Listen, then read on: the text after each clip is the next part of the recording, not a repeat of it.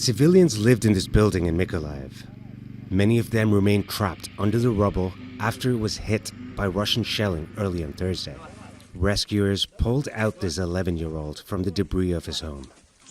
Kiev says this is deliberate terrorism by Moscow.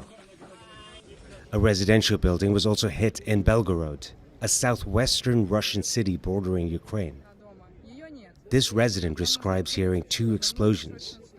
Moscow blames Kiev for this attack. Kiev denies it.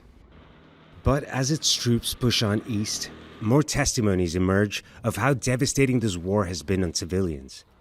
This is what's left of Kherson.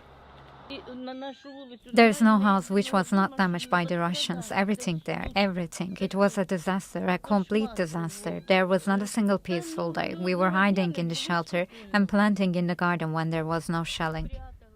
Russia says Kherson and 3 other Ukrainian regions are theirs. Much of the world formally refused to recognize the illegal annexations at the United Nations this week. But Kiev has the momentum on the front lines, and the Kremlin-installed leader of Kherson urged residents to evacuate. The Kherson administration has decided to organize opportunities for Kherson families to travel to other regions of Russia for leisure and study. I am addressing the leadership of the country. I would like to ask for your help in organizing such process. But yet, nowhere feels safe in Ukraine. Iranian-made kamikaze drones targeted critical infrastructure outside of the Ukrainian capital on Thursday.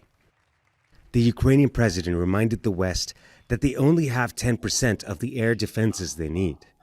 And the head of the IAEA says a safe zone around the Zaporizhzhia nuclear power plant is needed now more than ever. It is, of course, counterintuitive to talk about protecting something which is being shelled and take weeks and months to get to protect it. As Western nations pledge their growing support to Ukraine and diplomatically snare their teeth at Russia, neither side seem willing to back down in this war.